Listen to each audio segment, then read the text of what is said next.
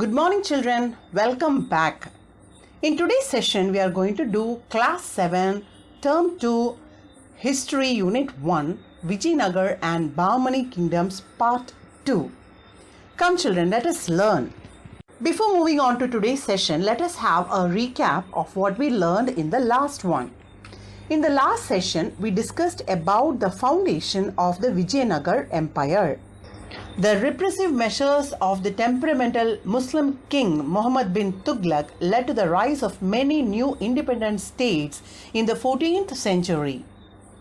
In the south, Vijayanagar and Gulbarga or Bahmani emerged as the two great kingdoms. The Bahmani kingdom spread over the Maharashtra region and partly over Karnataka. Ruled by 18 monarchs, it lasted nearly 180 years. Early in the 16th century, it collapsed and split into Bijapur, Ahmednagar, Golconda, Bidar and Berar sultanates. The state of Vijayanagar continued to flourish for nearly 200 years. Ultimately, Vijayanagar's wealth and prosperity induced the Muslim Deccan kingdoms to launch a combined war against it, and in 1565 they were successful in the Battle of Talikota. They were able to crush the Vijayanagar Empire. The foundation of Vijayanagar Empire was led by the first two brothers Harihara and Bukka of the Sangama dynasty. When King Bukka died, he had left behind a large territory to his son Harihara II to rule. Harihara's son Devaraya I defeated Gajapati's kings of Odisha. His successor Devaraya II was the greatest ruler of the Sangama dynasty. After Devaraya II, Vijayanagar Empire went through a crisis. The able commander of Vijayanagar army, Saluva Narasimha, made use of this situation, declaring himself as the emperor after murdering the last ruler of the Sangama dynasty, Viruprakash Raya II. That was the rise of the Saluva dynasty. The Saluva dynasty founded by Saluva Narasimha came to an end with his death. When Narasanayaka, his able general, seized power, it ushered in the Tuluva dynasty. And Krishnadevaraya, who reigned for 20 years, was the most illustrious ruler of the Tuluva dynasty. Krishnadevaraya was an able administrator. He brought under control the independent chieftains in the Tungabhadra river basin. He was able to conquer the Gulbarga, and he forced a war on Prataparudra, the Gajapati ruler of Odisha, and Prataparudra negotiated for peace and offered to marry off his daughter to him. He was a great builder. He built huge irrigation tanks and reservoirs for harnessing rainwater. He built the famous temples of Krishnaswamy, Hazara Ramaswamy and Vithalaswamy in the city of Hampi, which was his capital. He recruited a large army and built many strong forts. He imported large number of horses from Arabia and Iran, which came from ships to Vijayanagar ports on the west coast. He had friendly relationship with Portuguese and Arabian traders. 8 eminent luminaries in literature known as the Ashtadigvajas adorned his court. Alasani Peddana was the greatest of them all. Another notable figure was the Tenali Ramakrishna. Children, in this session, we will discuss about the Battle of Talikota and the decline of the Vijayanagar Empire. Now we will learn about the Battle of Talikota and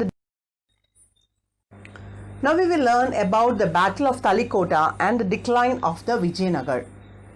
The able Krishnadevaraya was succeeded by his younger brother Achyuta Devaraya. The time when Achyuta Devaraya became the king was by no means a favorable one. The feudatories and enemies were waiting for an opportunity to bring down the empire. He had to contend with the powerful Aliya Ramaraya, who was competing for the throne. Children, throughout his life, Achyuta Devaraya had to contend with the manipulations of Ramaraya, who in his powerful capacity had replaced many of the faithful servants of the kingdom in high-ranking position with men of his own favor, which weakened the kingdom. Aliya Ramaraya imprisoned Achyuta Raya in a coup. And in 1542, when Achyuta Raya died, he was succeeded by his younger son of Venkata I. But he was soon killed and Sadasivaraya became the new king. Aliya Ramaraya became the regent and very little governance were in the hands of Sadasivaraya. After the uneventful reign of Achyuta Raya and his successor Venkata I, Sadasivaraya, a minor, ascended the throne. The Shiva temple which you see on the picture at Timmalapura was constructed in 1539 AD during the reign of Achyuta Raya. His regent Ramaraya, the able general of the kingdom, continued as a de facto ruler. Learn the word, children. De facto ruler. D-E-F-A-C-T-O. De facto ruler. It is the one who has assumed authority regardless of whether by lawful means, constitutional or legitimate means. That means they are not formally recognized. Even after Sadasivaraya attained the age for becoming the king, he was still ruling the country. He redelegated Sadasivaraya to a nominal king. So Sadasivaraya was just a nominal king. The ruling was done by Ramaraya. In the meantime, the sultans of Deccan kingdom succeeded in forming a league to fight the Vijayanagar empire. So they understood that the Vijayanagar kingdom was not in the proper hands, and hence they formed a league, that is a group, to fight against the Vijayanagar empire. Learn the word relegated. R-E-L-E-G-A-T-E-D. Relegated. Relegated is to degrade. So he was degraded to just a nominal namesake king. And understanding this situation, the sultans of Deccan formed a league to fight the Vijayanagar empire. Let us learn about the Battle of Talikota.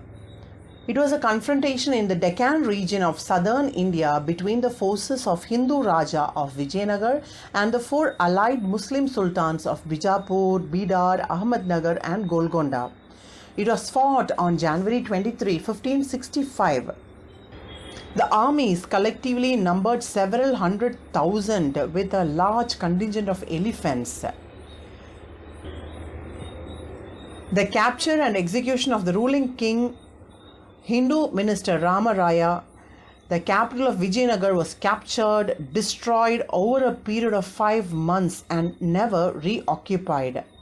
The Raja and Ramaraya's brother Tirumala retired to Penukonda, where the later surpassed the throne in 1570. It broke up the Vijayanagar empire by Telugu speaking over the Tamil Kannada speaking south. It also began a final Muslim penetration of southern India and lasted until the end of the 18th century. Children, the combined forces of the enemies met at Talikota in 1565. In the ensuing battle known as the Rakasa Tagadi, R-A-K-A-S-A, Rakasa Tangadi, T-A-N-G-A-D-I, that is the Battle of Talikota, Vijayanagar was defeated. There was terrible human slaughter and pillaging the capital city of Hampi. All the buildings, palaces and temples were destroyed. It took them nearly 5 months to completely destroy the capital city of Hampi. The beautiful carvings and sculptures were desecrated. It was completely destroyed using crowbars. The glorious Vijayanagar empire had ceased to exist. It couldn't bounce back the onslaught. You can see the picture of Master of the Field or Malike Maidan, that is a cannon. It is said to be the largest piece of cast bronze ordnance in the world, and it was used by the Deccan Sultans during the Battle of Talikota, provided by Adil Shah I of Bijapur Sultanate. Eastern Karnataka is now called Hampi. Hampi is in the ruins and the UNESCO has declared it as a heritage site. You know, children, United Nations Educational, Scientific and Cultural Organization, UNESCO, has declared few places as a World Heritage Sites. That means it has some cultural, historical, or scientific or other forms of significance. A heritage site is a landmark or an area with legal protection by an international convention administered by the UNESCO. The site has about 1,600 monuments and covers around 41.5 square kilometers. What you are seeing is the Garuda shrine in the form of a stone chariot at the Vithala temple. The stone temple built in the 16th century by the king Krishnadevaraya of the Vijayanagar Empire. The empire was so impressed by the Sun Temple of Konark during the war with Kalinga, and he wanted to recreate a similar one in Hampi. You can see in the picture the present day ruins of the Hampi city. Now we will learn about the Aravidu dynasty. Ramaraya was killed on the battlefield and his brother Tirumala Devaraya managed to escape along with the king Sadasivaraya.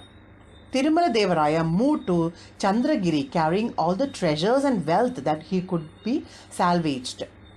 Then there he began the rule of the Aravidu dynasty.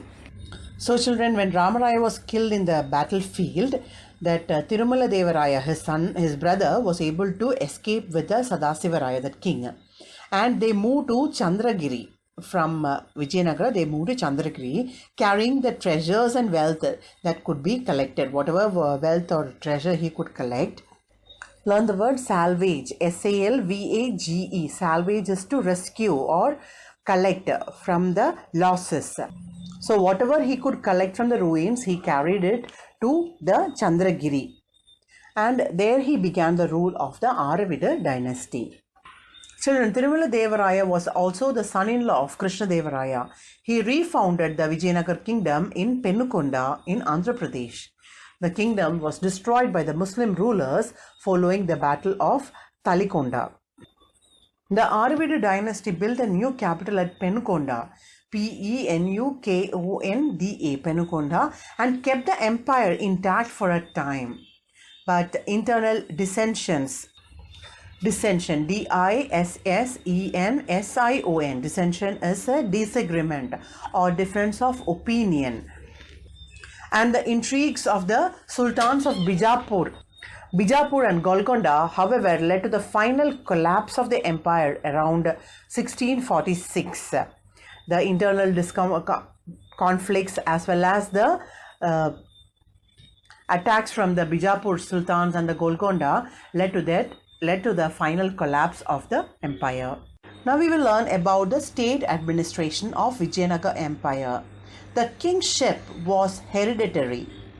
Hereditary, H-E-R-E-D-I-T-A-R-Y. Hereditary is naturally passing from parent to offspring based on the principle of primogeniture. Primogeniture, P-R-I-M-O-G-E-N-I-T-U-R-E, primogeniture. That is the right of succession belonging to the firstborn child, in which the whole real estate of an king is passed on to the eldest son. The purpose was the ownership, which was power from being subdivided into smaller and smaller parcels of land. Only one person had the right to rule, and it was the eldest one. But in some instances, the reigning rulers, in order to ensure peaceful succession, nominated their successors, even though it was by primogeniture means, but the rulers could nominate the successor. As in the case of Krishnadevaraya, he nominated his brother Achyuta Devaraya as his successor. There were also instances of usurpation. U-S-U-R-P-A-T-I-O-N. Usurpation. A usurper, U-S-U-R-P-E-R, is an illegitimate or a controversial claimant to the power. A person who takes the power of a country without any formal or legal right to claim it as their own. Suluva Narasimha usurped the throne, and it led to the replacement of Sangama dynasty with the Saluva dynasty. The practice of appointing a regent to look after the administration when a minor succeeded the throne was also prevalent. So children, the kingship was hereditary based on primogeniture, but the reigning rulers could nominate their successors. There was also instances of usurpation where they were the power was unlawfully snatched, and also there were practices of appointing a regent who looked after the administration in the case of a minor ruling the country. Now we will see the administration system. The Vijayanagar administration system was centralized, elaborate and just. It was divided into two sets of governments, the central and the provincial. The empire was divided into different mandalams or provinces, nadus or districts, and stalas or taluks, and finally into gramas or villages. So children, there were mandalams or provinces, nadus, stalas and gramas. Each province was administered by a governor called the Mandaleshwara. So Mandaleshwara was in charge of the province or the mandalam.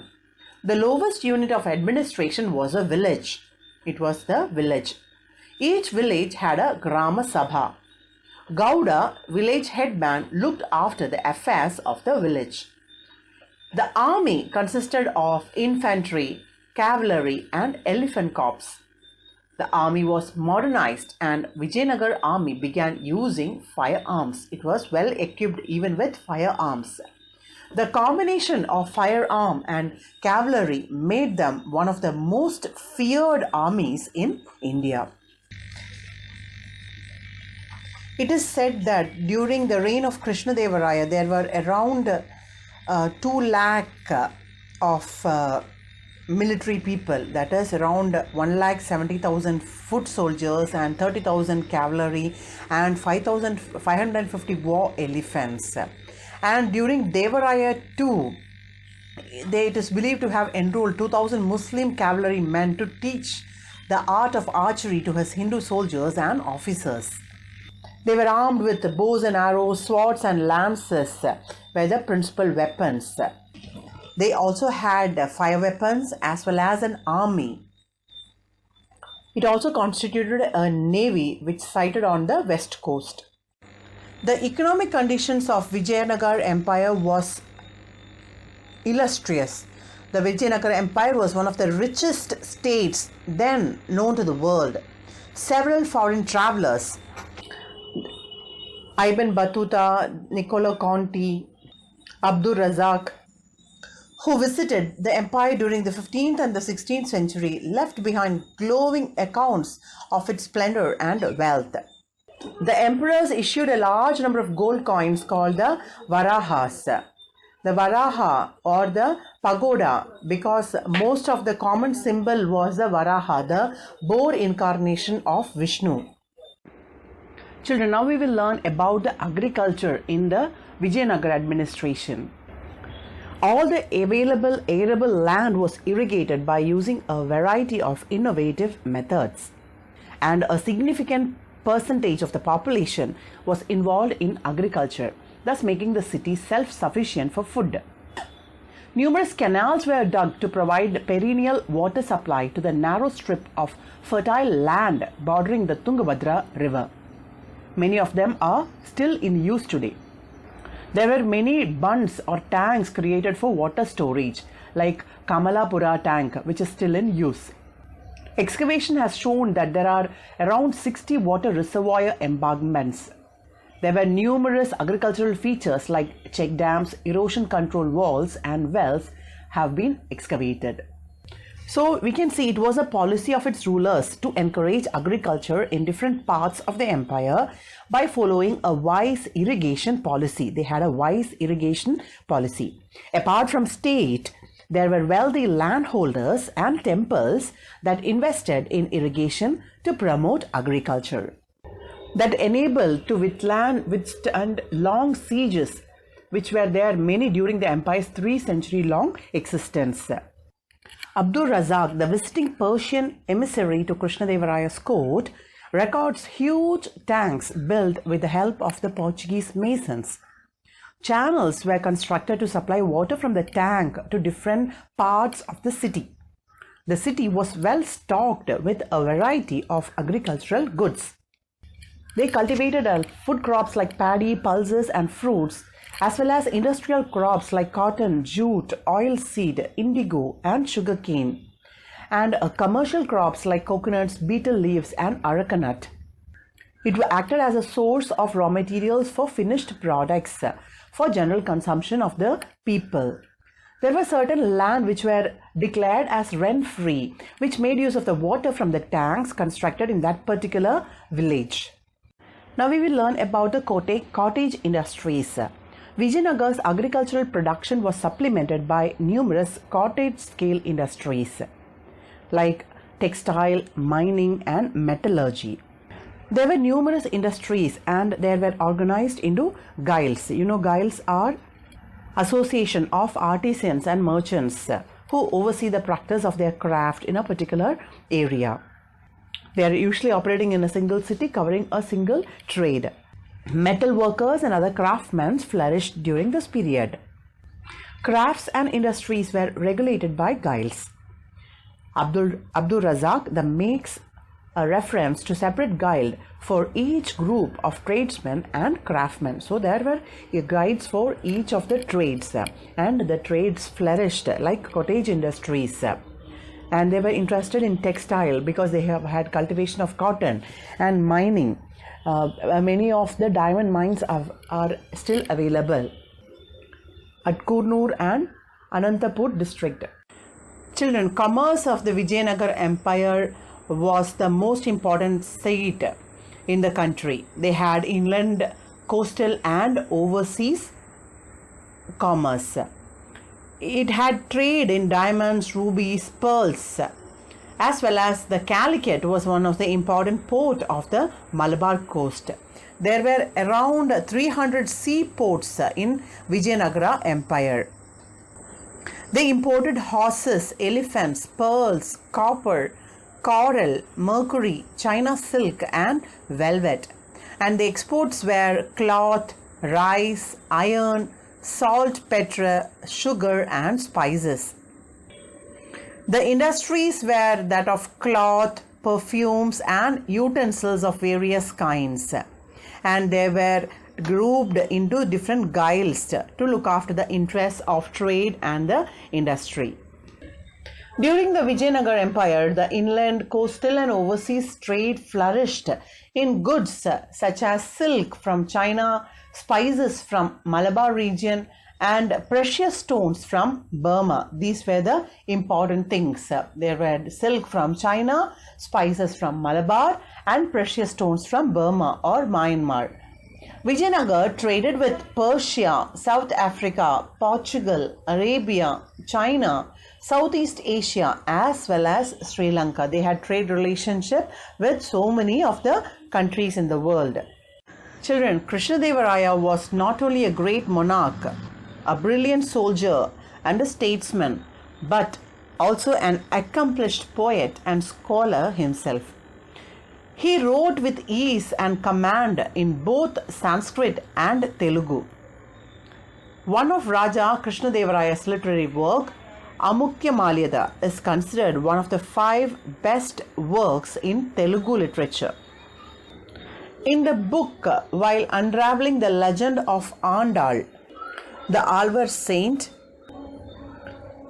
who is the only female saint among the 12 Alvar saints of the South India, it talks about Gauda Devi, the earlier name of Andal, the foster daughter of Periyalvar, who used to wear flower garland meant for the god. See her reflections in the pond, and after admiring herself with it, she offered it to the Lord. One day when her father, Periyalar, also an Alvar saint, found it out, he scolded her for her misconduct and offered fresh flowers to God. But God rejected his flowers, gave darshan to him in his dreams, and demanded the garland worn by Andal. This accepted incident once again proves God does not believe in rituals but in pure love.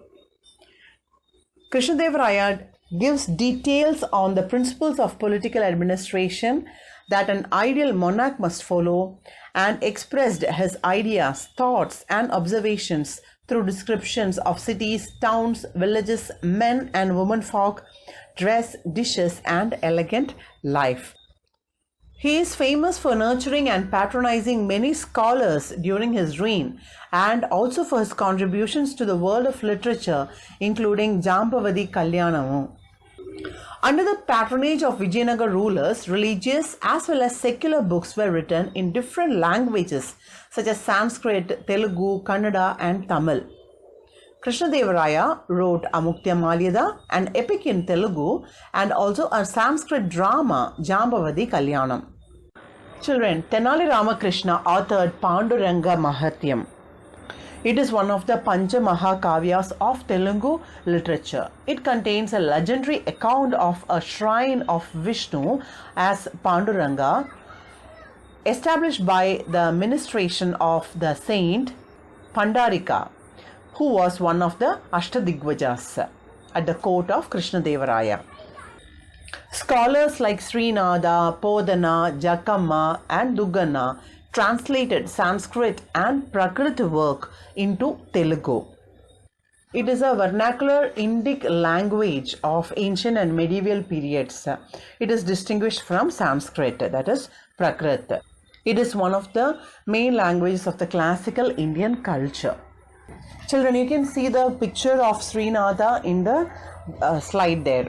He was a Telugu poet who popularized the Prabandha style of composition. You can also find the picture of Podana, who is an Indian Telugu poet known for his translation of Bhagavata Purana from Sanskrit to Telugu.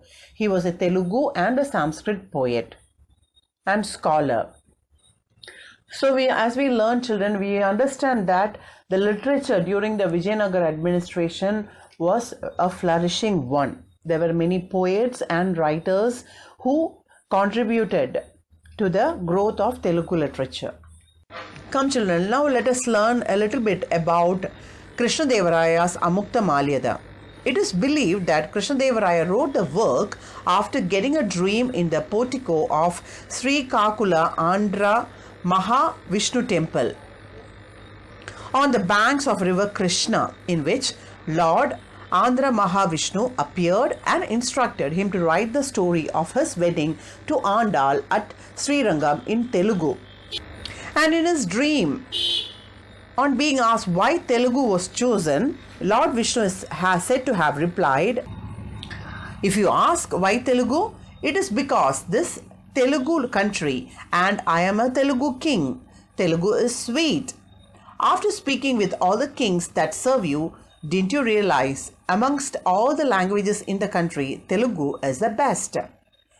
Amukta Malyada describes the pain of separation experienced by Andal, who is described as an incarnate of Lakshmi. Amukta Malyada translates to a garland of pearls. It is considered as a masterpiece. It describes the story of wedding of the Hindu lord Ranganayaga, an avatar of Vishnu, and Goda Devi or Andal, the Tamil Alvar poet and daughter of Periyalvar at Srirangam. So it is a story of Andal who used to wear the garlands intended for Lord Ranganatha before they were offered to the deity, and hence the name Amukta Malyada, who wears and gives away garlands. Now we will learn the contribution of the Vijayanagar administration to the architecture. There were great innovations in Hindu temple construction during this period, and many diverse temple building traditions and styles in South India came together in the Vijayanagar style of architecture. And the finest examples can be found in the capital Hampi. Preferred for its durability, local hard granite was the building material of choice. But soapstone, which was soft and easily carved, was also used for reliefs and sculptures. The Vijayanagara style is a combination of the Chalukya, Hoysala, Pandya and Chola styles. A typical example of Vijayanagara style temple architecture is the Viruprakasha temple at the Hampi village. The picture you can see there. The temple building activity of the Vijayanagar rulers produced a new style called the Vijayanagara style. The prominence of pillars and piers in large numbers and the manner in which they were sculptured, all hallmarks of the Vijayanagara style. Children, horse was a common animal to be depicted on the pillars. The structures have a mandapam or an open pavilion with a raised platform generally meant for seating the deity on special occasions. In the picture you can find the mandapam of the Hampi. And these temples also have a marriage hall with elaborately carved pillars. On the picture you can find a marriage hall. Before we wind up the session, let us have a recap of what we learned in this one. In this session, we learned about the Battle of Talikota. The combined forces of the enemies met at Talikota in 1565. In the ensuing battle, Rakasa Tagadi, Battle of Talikota, Vijayanagar was defeated. There was a terrible human slaughter and pillaging the capital city of Hampi. All the buildings, palaces and temples were destroyed. The beautiful carvings and sculptures were desecrated. The glorious Vijayanagar Empire had ceased to exist. Ramaraya was killed on the battlefield and his brother Tirumala Devaraya managed to escape along with the king Sadasivaraya. He moved Chandragiri carrying all the treasures and wealth he could salvage, and he began the rule of the Aravidu dynasty with the capital at Penukonda and kept the empire intact for a time. The internal dissensions and intrigues of the sultans of Bijapur and Golconda led to the final collapse of the empire about 1646. We also learned about the Vijayanagar administration. The kingship was hereditary based on the principle of primogeniture, and reigning rulers to ensure peaceful succession nominated their successors. There was also instances of usurpation. They also had the practice of appointing a regent to look after the administration when a minor succeeded the throne. The administration of Vijayanagar was to the perfection. The empire was divided into different mandalams, nadas, sthalas and gramas, and each province was administered by a governor called as a Mandaleshwara. The lowest unit of administration was the village. Each village had its Grama Sabha and a Gauda, the village headman. The army of Vijayanagar consisted of infantry, cavalry and elephant corps. It was modernized and they started using firearms. They were one of the most feared armies in India.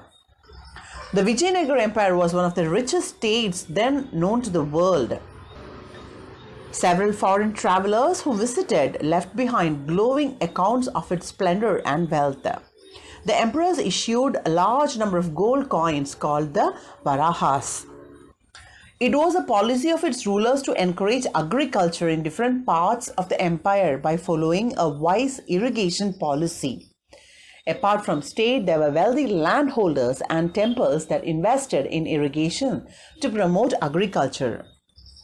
Huge tanks were built by the help of Portuguese masons. Channels were constructed to supply water from the tank to different parts of the city. And the city was well stocked with a variety of agricultural goods. There were numerous cottage industries like textile, mining and metallurgy. Crafts and industries were regulated by the Giles. During the Vijayanagar Empire, inland, coastal and overseas trade flourished in goods such as silk from China, spices from Malabar and precious stones from Burma. They had trade relation with Persia, South Africa, Portugal, Arabia, China, Southeast Asia and even Sri Lanka. Literature also flourished under their administration. Religious as well as secular books were written in different languages such as Sanskrit, Telugu, Kannada and Tamil. Krishnadevaraya himself was a poet, he wrote Amukta Malyada, an epic in Telugu, and a Sanskrit drama, Jambavati Kalyanam. His courtiers, known as Ashtadigvajas, were also prolific writers. Tenali Ramakrishna authored Panduranga Mahatyam. Scholars like Srinatha, Podana, Jakamma, Duggana translated Sanskrit and Prakrit works into Telugu. The temple building activity of the Vijayanagar rulers produced a new style called the Vijayanagara style. There were prominence of pillars and piers in large numbers, and they were sculpted are hallmarks of the Vijayanagara style. Horse was a common animal to be depicted on the pillars. In the next session, children, we will discuss about the Bahmani kingdom. Now it's worksheet time. Worksheet number 2. Roman number 1, fill in the blanks. Question number 1. Dash was the capital of Aravida dynasty.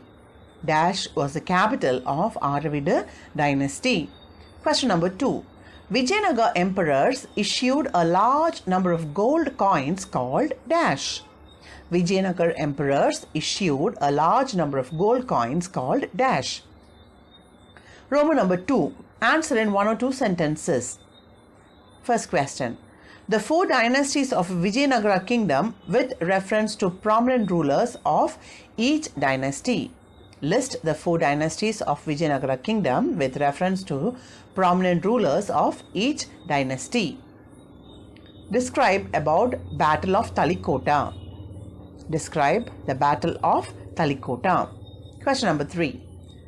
Write the structure of governance in Vijayanagar kingdom.